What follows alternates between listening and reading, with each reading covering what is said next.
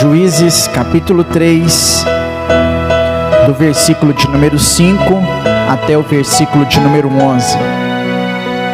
Quem encontrou, diga amém. O texto diz assim: habitando, pois, os filhos de Israel no meio dos cananeus, dos heteus, dos amorreus e perizeus e aveus e jebuseus, tomaram de suas filhas para si, para mulheres, e deram as suas filhas aos filhos deles, e serviram aos seus deuses. E os filhos de Israel fizeram o que era mal aos olhos do Senhor, e se esqueceram do Senhor seu Deus, e serviram aos Balaíns e a Astarote. Então a ira do Senhor se acendeu contra Israel, e ele os vendeu na mão de Cusã-Risataim, rei da Mesopotâmia. E os filhos de Israel serviram a Cusã-Risataim 8 anos. Os filhos de Israel clamaram ao Senhor, e o Senhor levantou-lhes um libertador que os libertou, Otniel, filho de Kenaz, irmão de Caleb, mais novo do que ele. E veio sobre ele o Espírito do Senhor e julgou Israel. Saiu a peleja, e o Senhor entregou na sua mão Cusã-Risataim, rei da Síria, contra o qual prevaleceu a sua mão. Então a terra sossegou 40 anos, e Otniel, filho de Kenaz, faleceu. Deus, esta é a tua palavra, foi lida e será ministrada aos nossos corações nessa noite de domingo, e a minha oração é para que o Senhor fale conosco através desta mensagem, que ao ouvirmos esta palavra, o teu Espírito Santo possa transformar a nossa vida, o nosso ser na tua presença, que o teu nome seja bendito através desta palavra, que ao término deste culto nós possamos ter sido fortalecidos pelo Senhor, pela tua presença. Essa é a nossa oração, que o teu nome seja santificado, em o nome de Jesus. Fala conosco, Senhor. Amém. Pode se sentar, meu irmão. Glória a Deus. Amém. Irmãos, nós lemos aqui um texto no livro de Juízes, capítulo de número 3. Esse período do livro de Juízes, ele tem muitas coisas para nos ensinar. Nós aprendemos muito dentro desse período. Embora seja um período meio que drástico, eu gosto do que acontece nesse período, no sentido desse voltar para Deus, sabe? Desse retornar para o Senhor. Se eu pudesse dar um título a essa mensagem de hoje, eu quero chamar ela de O que nós estamos fazendo com o Senhor. O que nós estamos fazendo com Deus, né? Eu quero que você pense isso aí, nessa noite. O período de Juízes, ele é marcado por um momento de desvio, né? De abandono e de restauração. Há uma dúvida matemática sobre a quantidade de juízes que governaram Israel nesse período. Não se consegue formular exatamente, pegando todos os nomes ali, quem governou, quem não governou, mas são aproximadamente 19 juízes. Entre esses juízes, nós temos alguns que se tornaram famosos, né? Como Sansão, como Gideão, como Débora, mulher que se destacou também nesse período. Embora não fosse juíza em Israel, ela era a profetisa, né? Às vezes nós confundimos, colocamos Débora como juíza, mas na verdade ela era a profeta de Deus. Ela orienta o juiz, né? Sobre o que fazer. Então nós temos algumas pessoas que se destacaram ao longo desse período. Como disse para você, esse período é marcado pelo seguinte acontecimento. Havia um grande líder em Israel, né, Josué. Quando Josué morre, Israel se desvia da presença do Senhor e clama a Deus mesmo desviado. E o Senhor levanta um juiz, Otoniel, aparece os dois nomes, independente da versão. Deus levanta Otiniel, e aí o povo de Israel volta para o Senhor, ganha a peleja e volta a ficar tudo bem. E nesse primeiro período, fica tudo bem por 40 anos. Depois o ciclo vai se repetir. O povo vai se afastar da presença de Deus, vai esquecer o Senhor, até Deus levantar um novo juiz, e esse novo juiz trazer o povo de volta para Deus, e o povo se arrepender de seus pecados e voltar para Deus. Esse ciclo se repete por 18 ou 19 vezes, até o último juiz em Israel, que é Samuel. Samuel ocupa a função de profeta, sacerdote e juiz ao mesmo tempo, Samuel é profeta, Samuel é sacerdote, Samuel é juiz. E quando chega no período de Samuel, o povo de Israel já não aguenta mais. Quando eles olham para Samuel e vê Samuel velhinho já, Samuel está prestes a morrer, os cabelos estão grandes, longos, brancos, a barba está branca, grande, ele já anda segurando um andador, um apoio, já não consegue sustentar mais sobre as suas próprias pernas.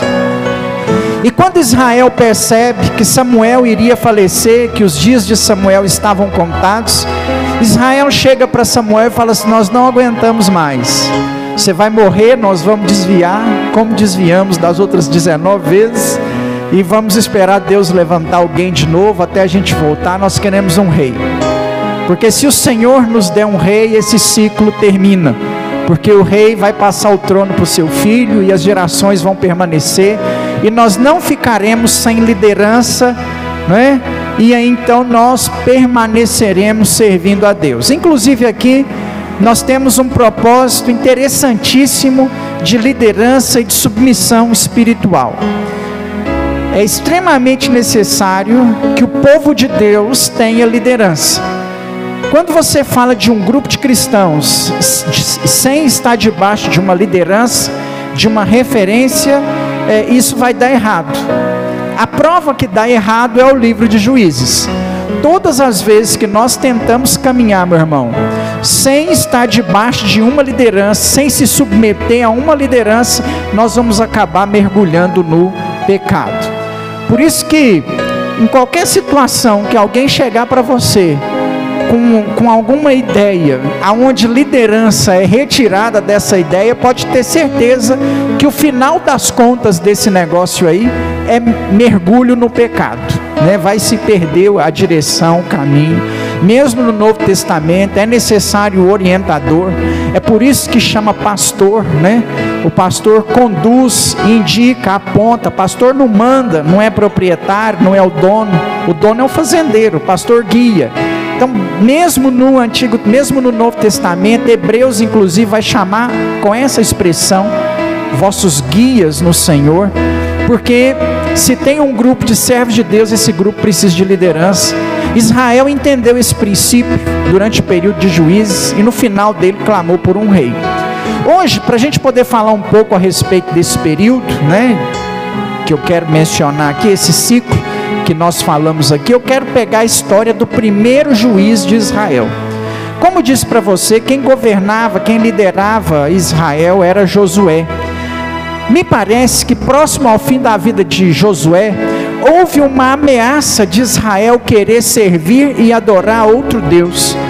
Aí é aquele texto clássico de Josué no capítulo de número 24, Josué pega a sua família, chega diante do povo de uma vez por todas para colocar um ponto final na situação e fala assim: vocês, eu não sei, se quiserem servir ao Deus dos amorreus, dos heteus, dos jebuseus, vocês fiquem à vontade, eu e minha casa serviremos ao Senhor. Aquele posicionamento vindo da liderança de Israel inflamou o coração dos judeus, dos israelitas, e todos eles em massa se apegaram àquela palavra do eu e minha casa serviremos ao Senhor, e serviram a Deus junto com Josué.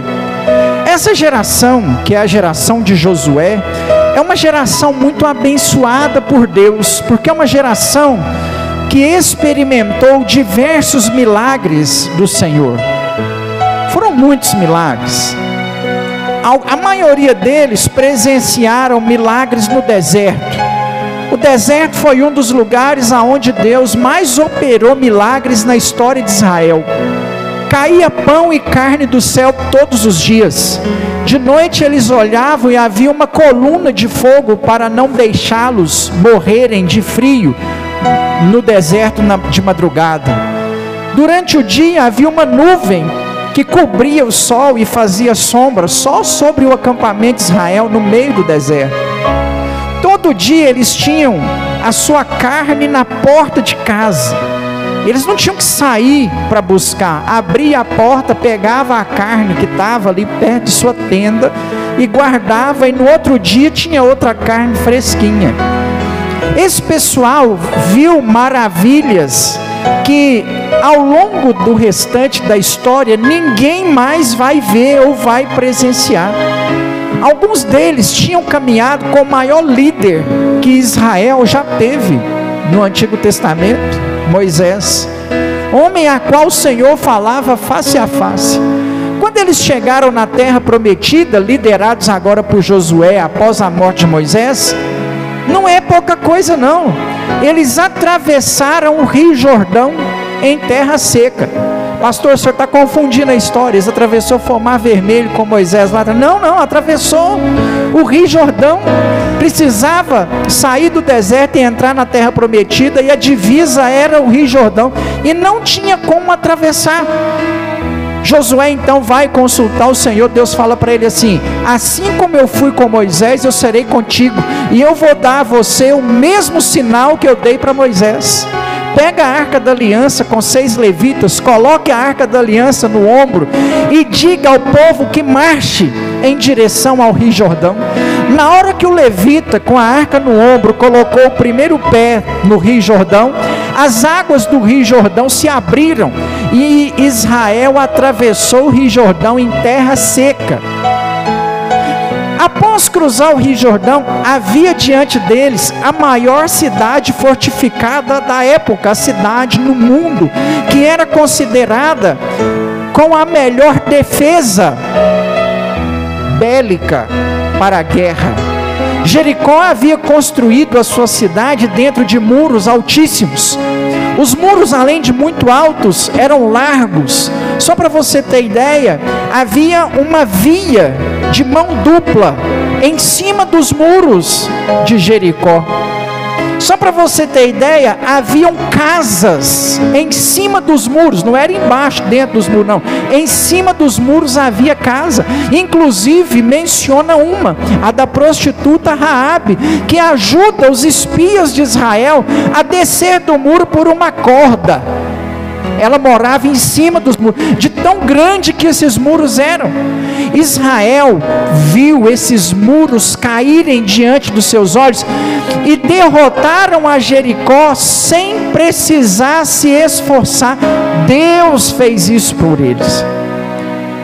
Tiveram algumas derrotas, mas cidade após cidade dentro do território de Israel foram conquistadas, e a mão de Deus estava sobre os israelitas, e a geração de Josué presenciou cada um desses feitos, cada um desses milagres. Presenciou feitos maravilhosos de Deus sobre a vida deles. Assim como nós. Quantas coisas boas Deus já fez na sua vida, na sua casa, na sua família. Quantos resgates Deus já operou.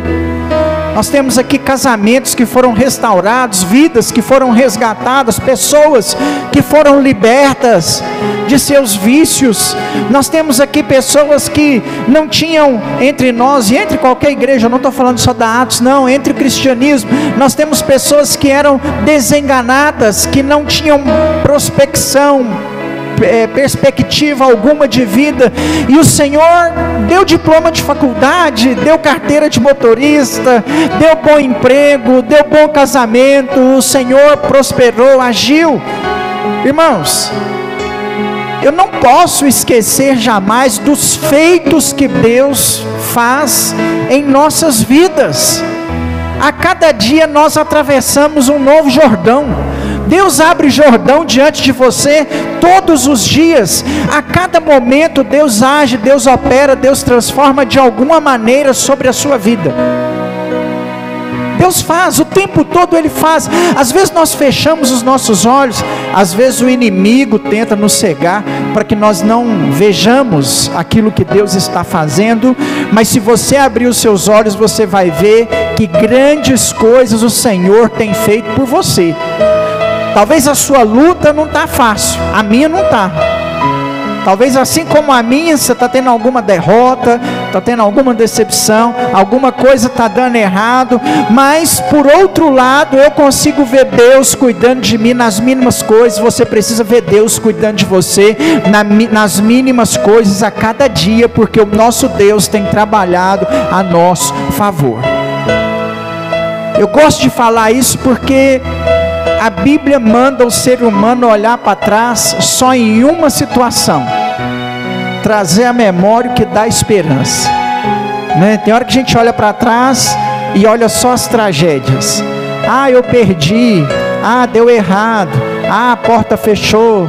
Ah, não sei o que. Não, Deus manda olhar para trás para trazer esperança. Quero trazer a memória o que me dá esperança para prosseguir, né? Então eu tenho que ver, eu tenho que conseguir identificar os grandes feitos de Deus sobre a minha vida. Sabe por quê? Porque senão eu acabo esquecendo o Senhor. O texto que nós lemos diz que essa geração de Josué esqueceu o Senhor. É tanto a geração de Josué que quem vai liderar Israel como primeiro juiz sobre Israel é Otniel. E Otniel é irmão mais novo de Caleb, né? Então Josué, Caleb, traz a sua memória aí. São os dois que saíram do Egito, os únicos dois que saíram do Egito e chegaram até a terra prometida e conquistaram a terra prometida, né? O Caleb participa da divisão das terras, inclusive pede uma porção menor, uma porção maior. Já preguei isso aqui para os irmãos. Ele chega para Josué e fala: foi-me prometido lá atrás, com a porção de terra seria maior e eu quero ela agora. E aí o Josué fala: então se Deus falou, é sua, dá ele uma porção maior e ele vai morar lá com a sua família. É filho de Caleb, mais novo, um filho da velhice de Caleb, que vai ser juiz em Israel. É a geração que presenciou milagres de Deus, porém, no entanto, eles se esqueceram. Eu não posso esquecer daquilo que Deus tem feito sobre a minha vida. Eu não posso esquecer o Senhor. Quantas vezes, irmãos, nós acabamos esquecendo Deus? Nós vivemos uma geração que a cada tempo que se passa, ela tem se distanciado mais e ela tem esquecido mais o Senhor. A minha palavra para você nessa noite é para a gente lembrar de Deus, lembrar que nós precisamos servir ao Senhor. Esse pessoal esqueceu do Deus que tanto fez pela vida deles, que os libertou da terra do Egito, que os sustentou naquele deserto, que fez com que eles conquistassem a terra prometida e estivessem maravilhosamente bem agora assentados e construindo as suas terras de tijolos, não mais habitando em tendas de lonas de pele de animal, mas agora podendo construir a sua casa de tijolo, de cerâmica, de barro, construir as suas cidades, fazer o seu próprio governo. Esse povo que agora está maravilhosamente bem, que alcançou a terra que emana leite e mel, de repente se esquece do Senhor, se esquecem de Deus. Nós não podemos esquecer o Senhor, e nós somos a geração que está esquecendo Deus.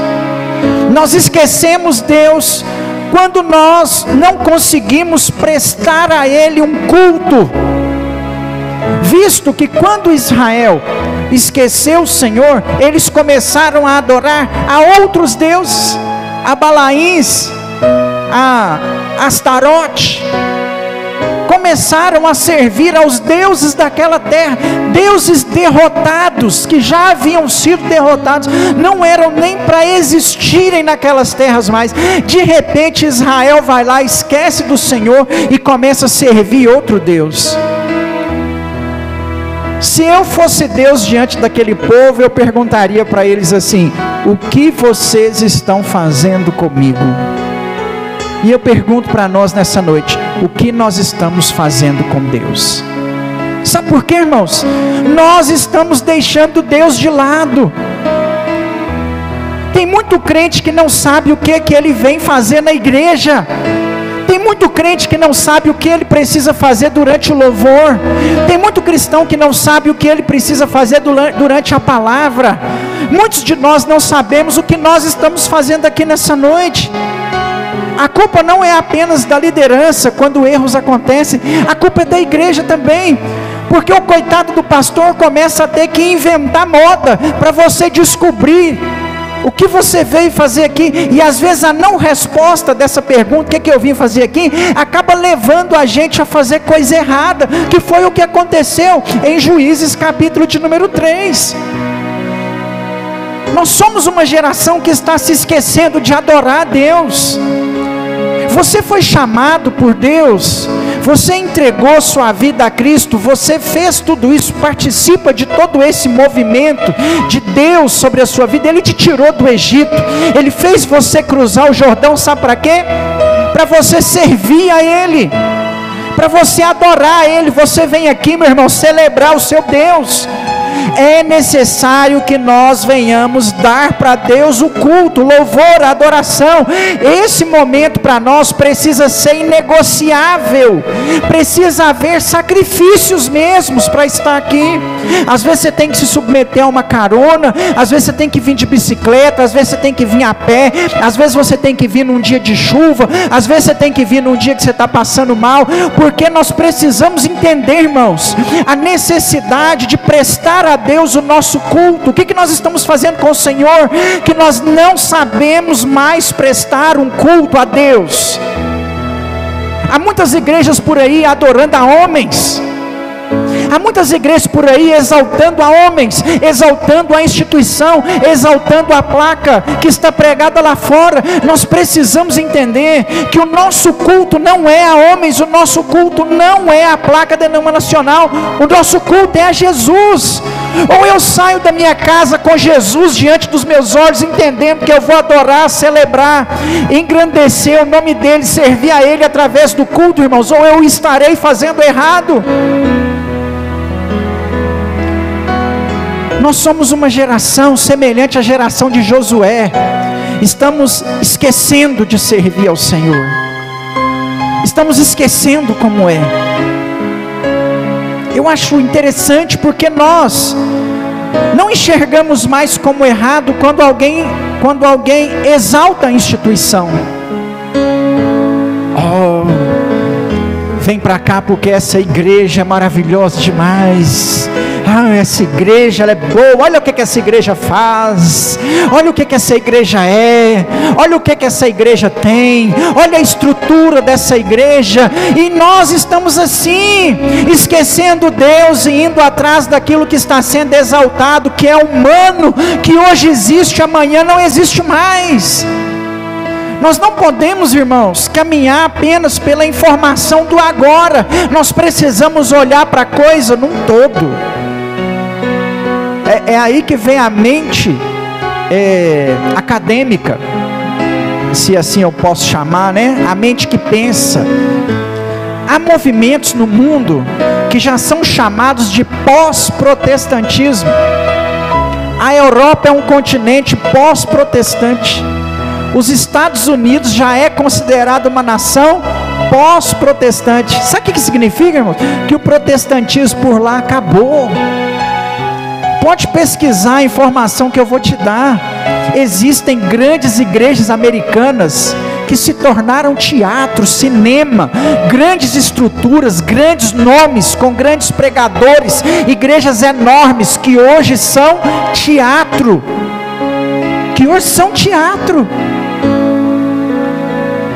Não adianta nós exaltarmos o homem, não adianta nós exaltarmos a instituição, não. Nós não estamos aqui para adorar a Igreja Batista Nacional Atos. Aliás, isso é um nome jurídico. Nós estamos aqui para servir ao Senhor. Saia da sua casa com a intenção de servir a Jesus. Você não pode esquecer dos feitos dele sobre a sua vida. Meu irmão, em nome de Jesus, não faça isso com o Senhor. Não esqueça Deus. Você tem responsabilidades para com Ele. Qual é a sua responsabilidade? Celebrar, adorar. Você não vem aqui só encher mais uma cadeira. Você não vem aqui só ser mais uma presença. Você não está aqui só para no outro dia o pastor não mandar mensagem para você. Você não estava no culto ontem. Não é isso, meu irmão. Você precisa estar aqui para servir e adorar ao seu Deus, porque independente do tamanho da sua luta, independente do tamanho da sua prova, independente da sua dificuldade, Deus tem feito grandes coisas sobre a sua vida e você precisa adorá-lo. Israel esquece de Deus e vai servir a outro Deus, vai praticar uma adoração de maneira errada. Nós não podemos, irmãos, fazer isso com o nosso Deus. Nós celebramos tantas coisas, separamos tempo para tantas coisas, dedicamos a nossa vida, dedicamos o nosso coração, dedicamos o nosso tempo, dedicamos o nosso talento às coisas deste mundo. Nós investimos em prazeres, em pecados. Nós investimos com tanto afinco as nossas energias em situações que são momentâneas, que são passageiras. Ei, não faça isso com o Senhor. Nós estamos esquecendo dos mandamentos de Deus, e que Jesus inclusive enumerou ele como top 1 em Mateus 22, dizendo assim: amarás o Senhor teu Deus com todas as suas forças, com toda a sua alma e com todo o seu entendimento. Não se esqueça do seu Deus. Talvez você se empenha tanto por outras coisas, mas na hora de servir ao Senhor é aquela mocheia, é aquela preguiça, é aquele desânimo, parece que é arrastado, parece que é uma obrigação. Cuidado com o que você está fazendo com seu Deus, deixando Ele em último lugar, fazendo para Ele o que sobra, dando a Ele quando dá e o que dá para fazer. Com Deus nós não somos assim. Nós precisamos, irmãos, nos levantar, nos colocar de pé, entender que há um Deus para ser servido e eu não posso ficar de braços cruzados. Há um Deus para ser adorado e Ele aguarda isso de mim. Eu não posso me esquecer do Senhor, eu não posso me esquecer de Deus. E a nossa geração, ela é muito fácil disso acontecer, porque nós vivemos num sistema que nos envolve. Quando você acordar aí, você está trabalhando de segunda a segunda, não está sobrando tempo para nada, você está fazendo coisas e deixando Deus em último lugar. Não faz isso, não faz isso, em nome de Jesus, não faz isso com seu Deus. Quando alguém tem problema com frieza espiritual, o diagnóstico é o mesmo sempre. Foi se afastando aos poucos, vai deixando de orar, deixando de congregar, deixando de participar do reino de Deus, deixando de fazer, e quando pensa que não está completamente vazio, se esqueceu de como é servir ao Senhor. Nós não podemos fazer isso com o nosso Deus. Nós não podemos. O que nós estamos fazendo com Deus, irmãos? Com a nossa espiritualidade, com a nossa fé? O que nós estamos fazendo com o nosso temor? Para quantos de nós Deus se tornou apenas uma obrigação, deixou de ser um prazer há muito tempo? Para quantos de nós a presença de Deus não é mais importante? Para quantos de nós não sabemos o que é a presença de Deus, mergulhar na presença do Senhor? Para quantos de nós não sabemos o que é um avivamento, o que é um derramar do Espírito Santo? Para quantos de nós não há mais batismos no Espírito Santo, não há mais línguas estranhas, não há mais profecias? O que nós estamos fazendo com a igreja? Mas Deus quer nos levantar nessa noite, Deus quer nos colocar de pé, para nós sermos o arauto dessa geração, e mantermos viva a palavra de Deus sendo pregada, na simplicidade do Evangelho, e no poder do Espírito Santo. Nós não podemos deixar a igreja se perder, se desvincular. Não é que eu acredito que a igreja não possa se modernizar, muito pelo contrário. Um dos textos que mais marcaram a minha caminhada cristã é Romanos 12:2. Transformai o vosso entendimento, né? Rogo-vos, pois, irmãos, que apresenteis os vossos corpos por sacrifício vivo, santo e agradável a Deus, que é o vosso culto racional, e não vos conformeis com este século. Antes transformai-vos na renovação da vossa mente, para que experimenteis qual seja a boa, perfeita e agradável vontade de Deus. Eu acredito na igreja que se moderniza. Eu acredito na igreja que precisa acompanhar a sua geração. Nós não podemos ser arcaicos, nós não podemos ser retrógrados. A igreja, ela precisa ir avante do seu tempo. Muito pelo contrário, a igreja precisa estar mais avante do seu tempo do que o mundo lá fora. Não estou dizendo que nós não podemos nos modernizar, não é isso. Mas os princípios precisam permanecer de pé. Ou Jesus é adorado nesse lugar, ou nós perdemos os nossos princípios. Ou Jesus é maior do que essa instituição, ou nós perdemos os nossos princípios. Talvez a Atos não vai poder fazer nada por você. Tomara que possa fazer, mas talvez a Atos não faça nada por você.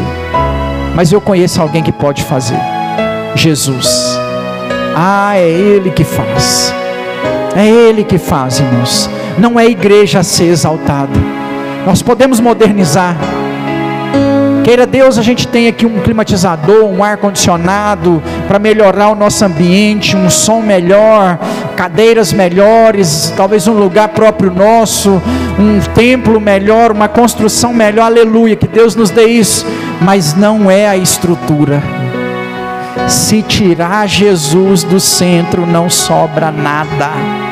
Vira teatro, vira galpão de rifa, vira depósito.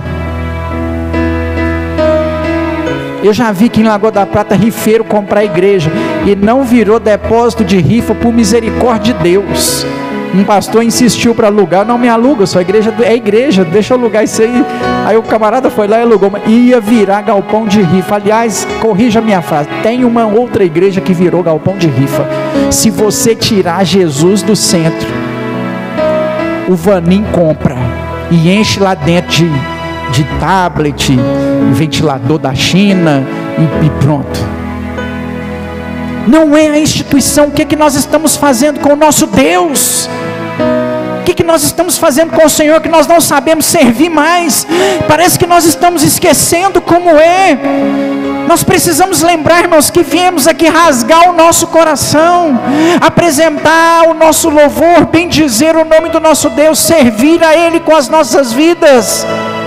Nós não podemos esquecer do nosso Deus e começar a servir a outras coisas, porque as outras coisas vão nos envolvendo. Daqui a pouco nós estamos celebrando festas, celebrando amigos, celebrando família, celebrando as coisas deste mundo, mas na hora de celebrar a Deus nós não temos tempo, nós não temos ânimo, nós não temos energia, nós não temos nada. Está errado, nós estamos invertendo os propósitos. Deixa eu te falar uma coisa, é pecado. Deus quer o seu melhor. Deus espera a nossa primícia. Primícia não é algo a mais, primícia é o que vem primeiro. O primeiro deveria ser para Deus. É um dos motivos que nós nos reunimos no domingo, é porque primeiro você vai fazer para o Senhor. Primeiro dia você vai dedicar ele a Deus. Deus quer as nossas primícias, o melhor da sua força, o melhor do seu coração. Talvez era um exemplo que eu não deveria nem estar mencionando, A gente às vezes pega lá uma música do Gustavo Lima e canta com tanto empenho. Você pega lá um Jorge Mateus e canta aquilo com tanta vontade. Na hora de cantar aqui na igreja, parece um defunto, um cadáver, não abre a boca para cantar hora nenhuma. Talvez na hora de gritar para coisas que não vão dar em nada, mas para Deus a gente parece uma geladeira ambulante. Nós somos tão animados para algumas coisas e a gente dedica tanta força ao nosso coração naquilo, mas na hora que vai se tratar do Senhor, a gente não tem expectativa alguma. Semelhante à pessoa que gosta demais do local que ela trabalha. Quando a pessoa gosta do local que ela trabalha, ela só fala no lugar que ela trabalha. Eu conheci uma pessoa que era apaixonada com a usina, e a mulher dele compartilhou com a gente uma vez assim: pastor, ele dorme com a camisa da usina. O camarada dorme com a camisa da usina, acorda, vai para a usina. Se você chegar para ele conversar e fala assim: usina, lá na usina, lá na usina. Se você falar com ele de alguma coisa, o assunto é usina. Às vezes nós somos assim.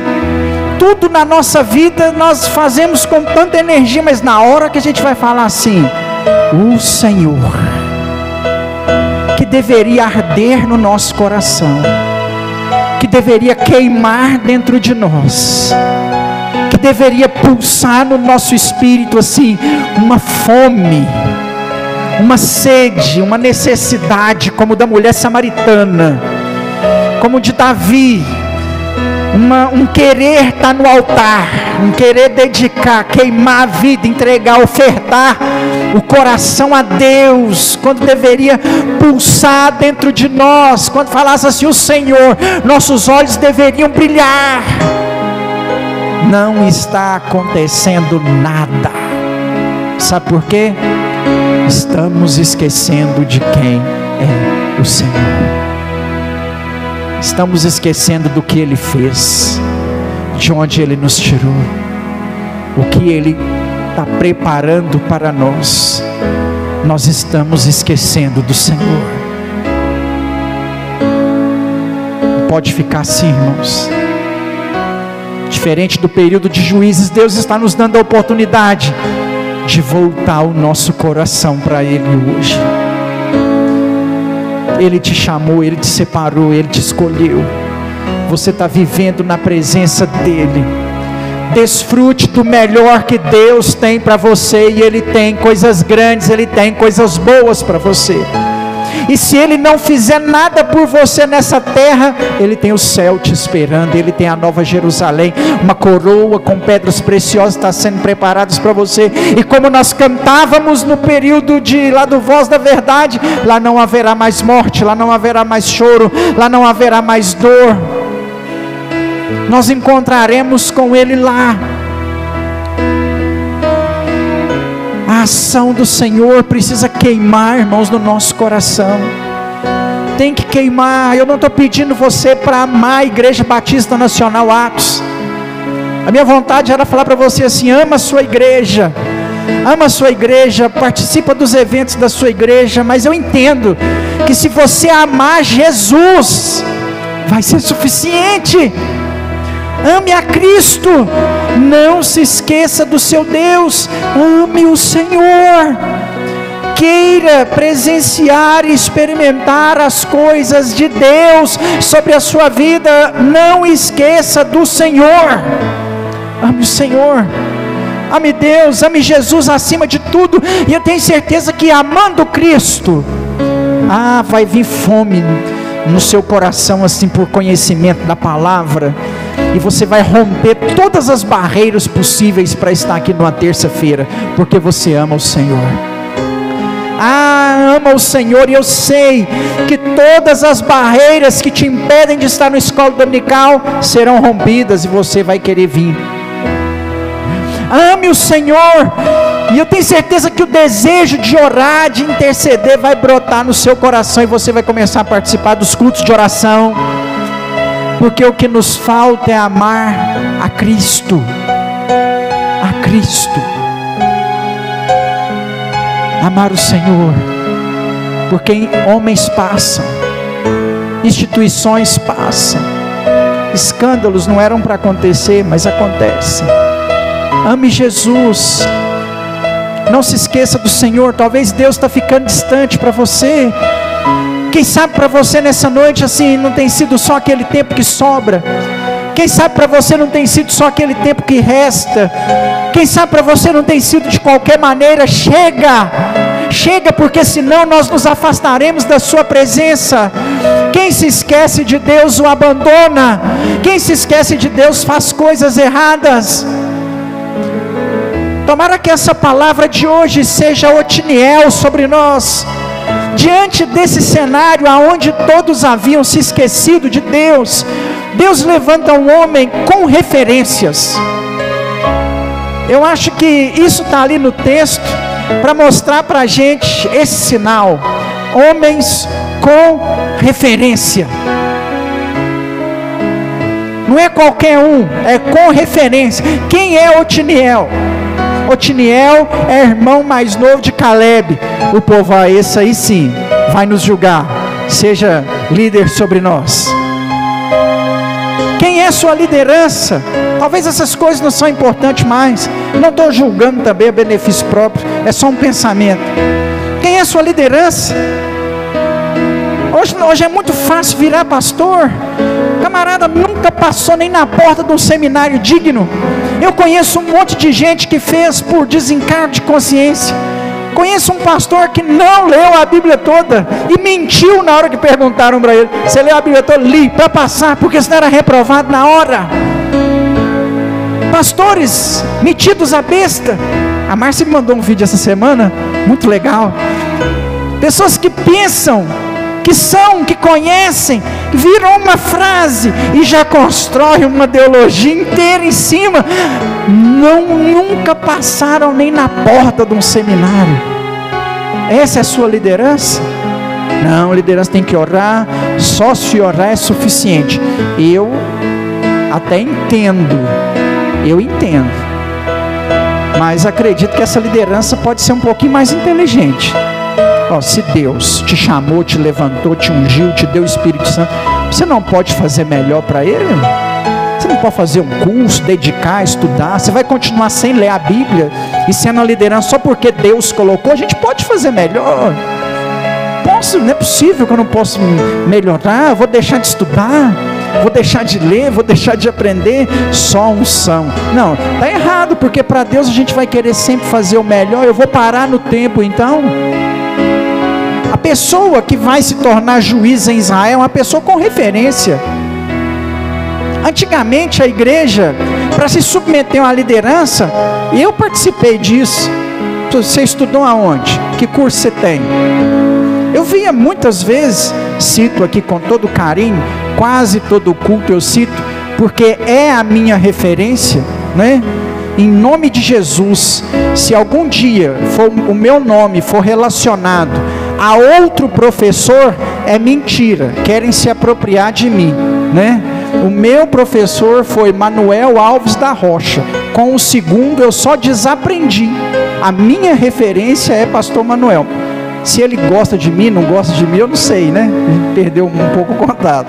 Mas a minha referência é ele. Se algum dia você vê alguém falando assim, eu formei, é mentira. Porque tem gente que fala isso aí, isso é mentira. Quem me formou foi pastor Manuel. Me lembro várias vezes que pastor Manuel ficava com vergonha de falar que ele tinha um médio em teologia. Ele era um médio em teologia. Nem gostava muito de mencionar a respeito do assunto. Dos amigos dele, ele era que tinha um curso inferior. E foi o que Deus mais honrou a nível de tamanho de igreja, né? Construiu templo para todo lado, abriu igreja para todo lado. A igreja lá, né, no auge dele, uma igreja muito grande, com muitas pessoas. Foi um fruto, né? Alguns carinhosamente falam que é o apóstolo Paulo do oeste de Minas, né? Então assim, Deus honrou ele muito. Mas o curso era médio em teologia. Antigamente a igreja preocupava com isso. Você vai ser pastor? Você fez? Você é formado em quê? Não. Para nossa geração, está ficando até difícil, né? Vestiu uma calça Zezé de Camargo e Luciano, fez um implante, jogou para trás e falou palavras aí para você chorar, é pastor. Não é assim, irmãos. Qual é a referência? Qual é a referência? As coisas de Deus têm referência. Amém? Se tem um trabalho que vai ser feito e tem uma referência, quem é a pessoa que está por trás? Quem é a igreja que está por trás? Aí entra a instituição Batista Nacional, está por trás, tem uma referência. Nós somos uma igreja que tem no Brasil inteiro, tem mundo afora, né? Existe desde 1967. Então nós temos uma referência batista, um método de culto, uma crença, uma fé, um estilo, né? um distintivo, 7 distintivo batista. Então nós temos um estilo, tem uma referência. Quando as coisas são de Deus, ela tem uma referência. Uma coisa é ter um trabalho vinculado a uma igreja. Você vai participar de um movimento. De que igreja é? Da Igreja Assembleia de Deus, beleza. Agora você vai participar de um movimento. Que igreja é? Nenhuma. Deus não está nesse negócio não. Não está afiliado a nada, sai fora. Que referência é? Pastor, mas onde que eu vou achar que tem que ter referência? Olha o Otiniel aí. É irmão do Caleb, o mais novo. Tem que ter uma referência, irmãos. Tem que ter uma referência. Nós vivemos uma geração onde não precisa de referência. Onde nós somos da Ultra Igreja Mega Power Blaster, com sede em Lagoa da Prata, e só tem Lagoa da Prata. Tomara que cresça e vira muito, se torne uma referência. Não é um desprezo. Mas qual é a referência? Veio de onde? Nasceu do que? Formou aonde? Está baseado em quê? Que identidade tem? Nenhuma. É o que nós pensamos que é isso mesmo. Misericórdia. Eles não escolheram juízes assim não, irmãos. Tem que ter uma referência. O Otiniel é filho, é irmão mais novo do Caleb. Deus levanta Otiniel, e o Otiniel lidera o exército de Israel, que tinha se tornado escravo. Nós já estamos finalizando, presta bem atenção. Se esqueceram de Deus, se tornaram escravos. Cuidado quando você estiver esquecendo de Deus. Quem esquece de Deus vira escravo. Vira escravo da religião, vira escravo da instituição, vira escravo do homem. Vira escravo do homem. Há situações que as pessoas pensam assim, eu ouço isso muito. Fulano de tal fez muito por mim. Ele está todo errado agora, mas eu não posso largar ele não, porque tadinho dele, ele fez muito por mim. Vira escravo, porque não foi Jesus que fez, aí vira escravo. Não, irmãos. Quem esquece o Senhor vira escravo. O pessoal esqueceu Deus e se tornou escravo. O texto que nós lemos diz que eles ficaram 8 anos de escravidão para aquele povo, servindo a eles, porque se esqueceram do Senhor.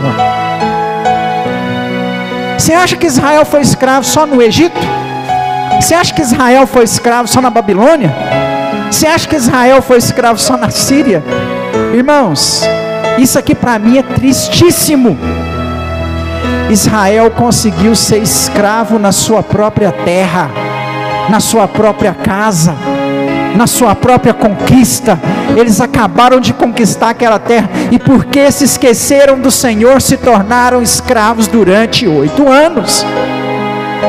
Aí vai acontecer outras vezes, né, essa escravidão, hein? Principalmente com os filisteus e amalequitas, né? Depois serão destruídos por Gideão e Sansão, vencidos, né? Mas escravizados na própria terra por esquecerem de Deus.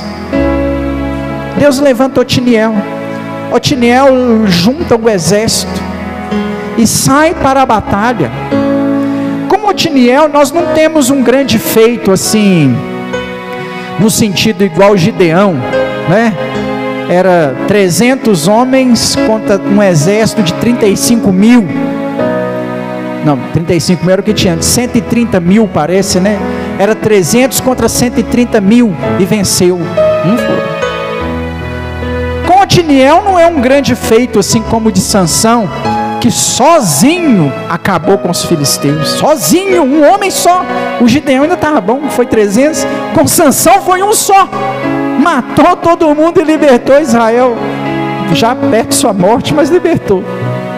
Otiniel ajunta o exército. Para mim a importância de Otiniel é porque ele é o primeiro.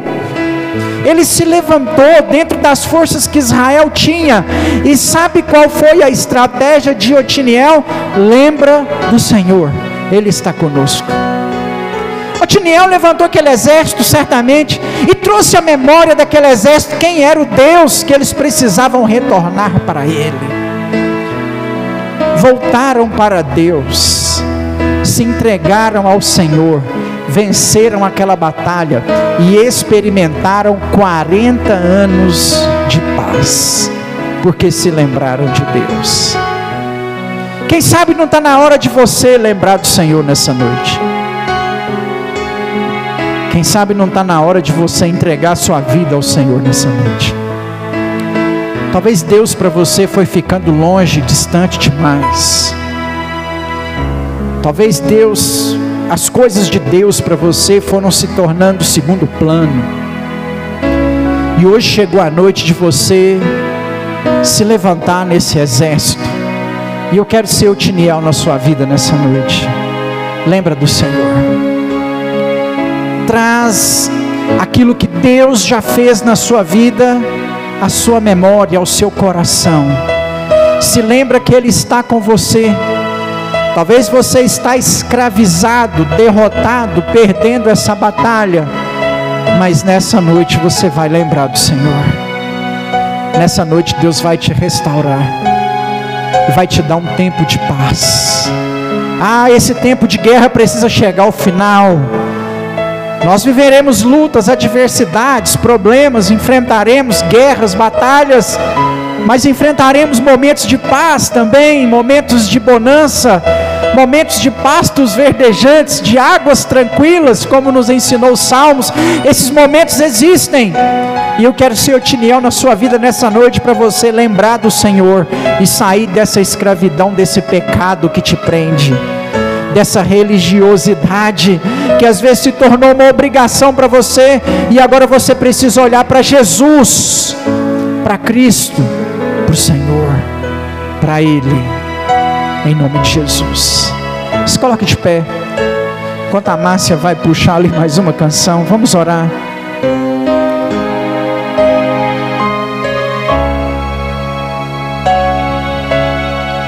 Aleluia, glória a Deus. Feche seus olhos. A pergunta que eu comecei fazendo aqui foi: o que nós temos feito com o Senhor?